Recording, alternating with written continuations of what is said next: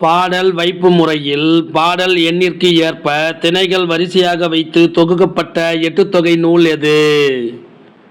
அகநானூறு.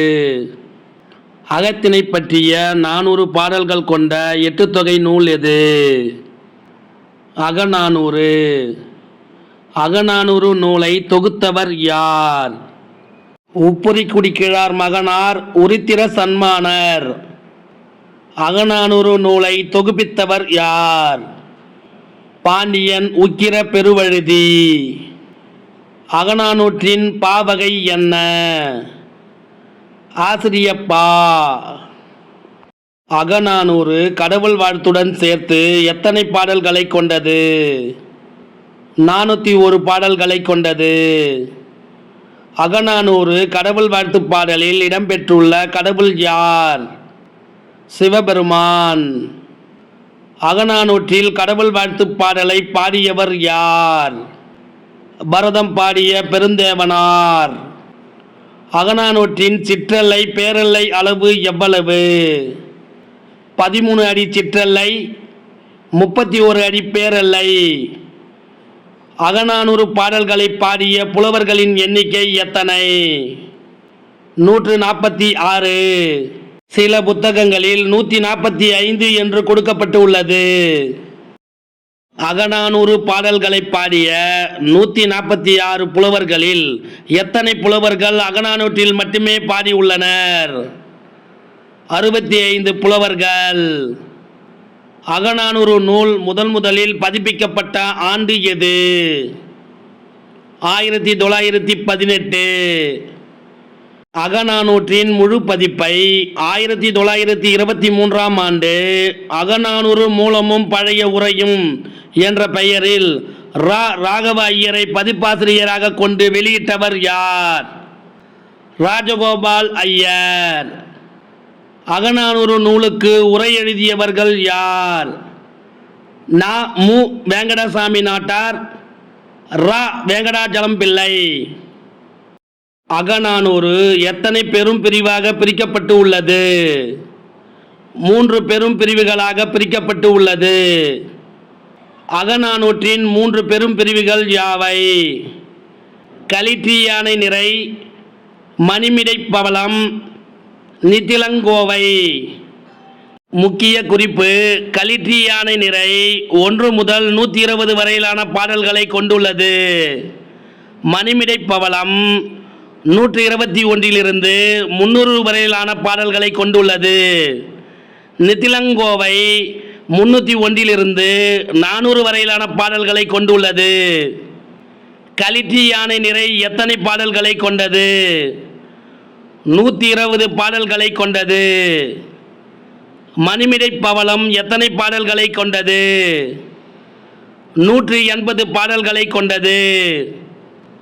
நித்திலங்கோவை எத்தனை பாடல்களை கொண்டது? 100 பாடல்களை கொண்டது. 1, 3, 5 என ஒற்றைப்படை எண் பெற்ற பாடல்கள் எந்த திணைக்கு உரியது? பாலை திணைக்கு உரியது. பாலை திணையில் 200 பாடல்கள் உள்ளன. 2, 8, 12, 18 என 2 அல்லது 8 முடியும் எண் பெற்ற பாடல்கள் எந்த திணைக்கு உரியது? குறிஞ்சி திணைக்கு உரியது. குறிஞ்சி திணையில் 80 பாடல்கள் உள்ளது. 4, 14 என 4 முடியும் எண் பெற்ற பாடல்கள் எந்த திணைக்கு உரியது? முல்லை திணைக்கு உரியது. முல்லை திணையில் 40 பாடல்கள் உள்ளது. 6, 16, 26 என 6 முடியும் எண் பெற்ற பாடல்கள் எந்த திணைக்கு உரியது? மருத திணைக்கு உரியது. மருத திணையில் 40 பாடல்கள் உள்ளது. 10, 20 என 10 கலை எண்களாக பெற்ற பாடல்கள் எந்த திணைக்கு உரியது? நெய்தல் திணைக்கு உரியது. நெய்தல் திணையில் 40 பாடல்கள் உள்ளன. ஒழுங்குமுறையில் தொகுக்கப்பட்ட ஒரே தொகை நூல் எது? அகநானூறு. அகப்பொருள் நூல்கள் தமிழில் பல இருப்பினும் அகம் என்ற பெயர் பெற்ற இலக்கிய நூல் எது? அகநானூறு. அகப்பொருள் இலக்கணத்திற்கு இலக்கியமாக திகழும் நூல் எது? அகநானூறு. குடவோலை தேர்தல் முறை பற்றி கூறும் நூல் எது? அகநானூறு. சங்ககால மக்களின் திருமண முறைகள் பற்றி குறிப்பிடும் நூல் எது? அகநானூறு. பொன்னுக்கு ஈடாக மிளகு ஏற்றுமதி செய்ததை கூறும் நூல் எது? அகநானூறு. அகநானூற்றில் மொத்தம் எத்தனை பாடல்களில் உள்ளுரை அமைந்துள்ளது? 51 பாடல்களில் உள்ளுரை அமைந்துள்ளது. குறிஞ்சி திணையில் எத்தனை பாடல்களில் உள்ளுரை அமைந்துள்ளது? 22 பாடல்களில் உள்ளுரை அமைந்துள்ளது. மருத திணையில் எத்தனை பாடல்களில் உள்ளுரை அமைந்துள்ளது? 14 பாடல்களில் உள்ளுரை அமைந்துள்ளது. நெய்தல் திணையில் எத்தனை பாடல்களில் உள்ளுரை அமைந்துள்ளது? 11 பாடல்களில் உள்ளுரை அமைந்துள்ளது. பாலை திணையில் எத்தனை பாடல்களில் உள்ளுரை அமைந்துள்ளது?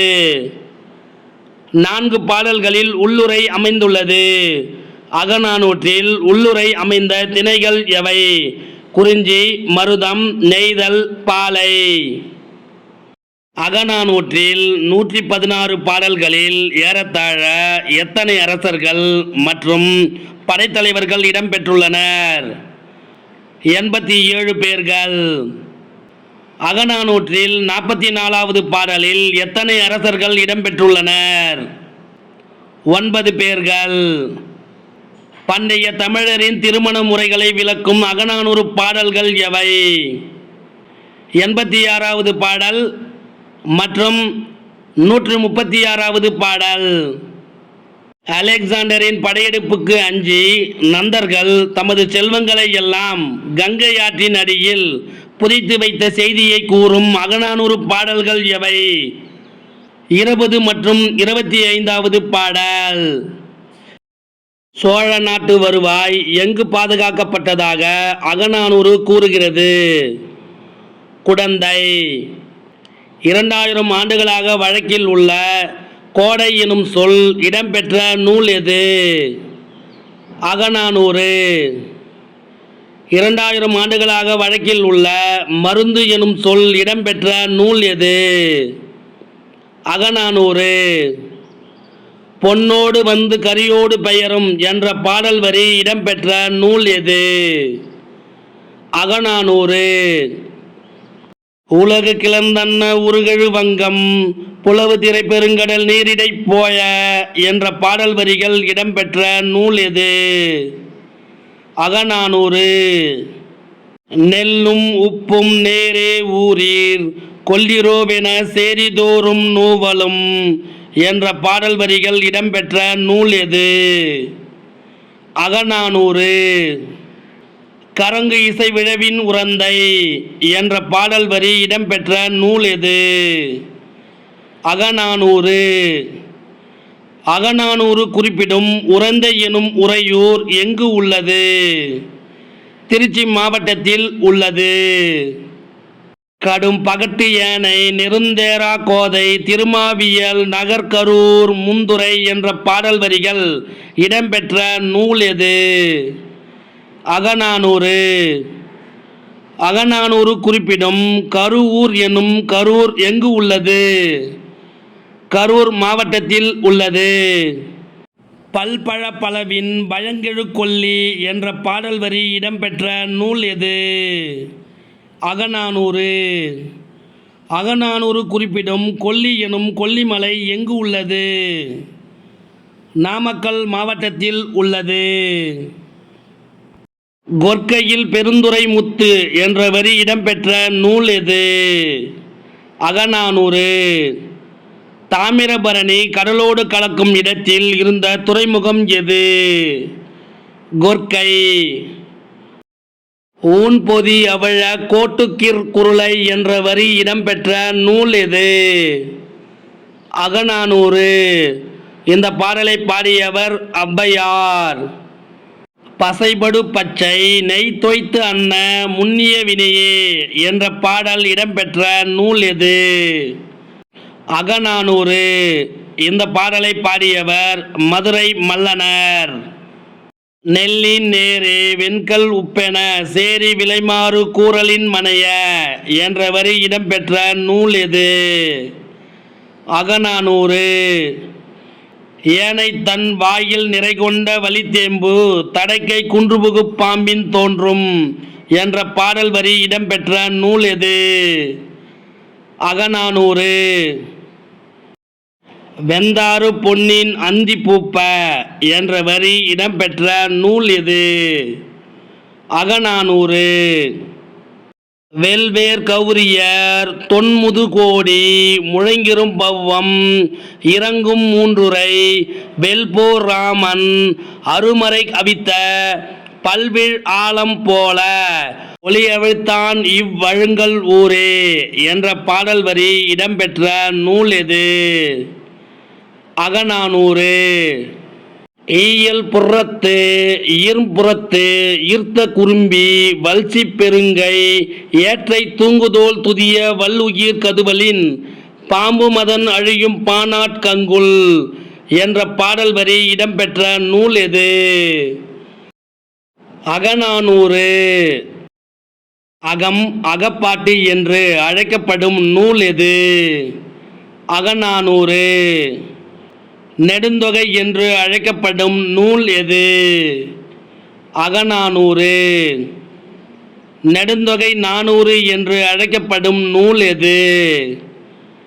அகநானூறு. நெடும்பாட்டு என்று அழைக்கப்படும் நூல் எது? அகநானூறு. பெருந்தொகை 400 என்று அழைக்கப்படும் நூல் எது? அகநானூறு. இந்த வினாவிடை உங்களுக்கு பிடிச்சிருந்தா சின்னதாக ஒரு லைக் பண்ண மறக்காதீங்க. தேங்க்யூ.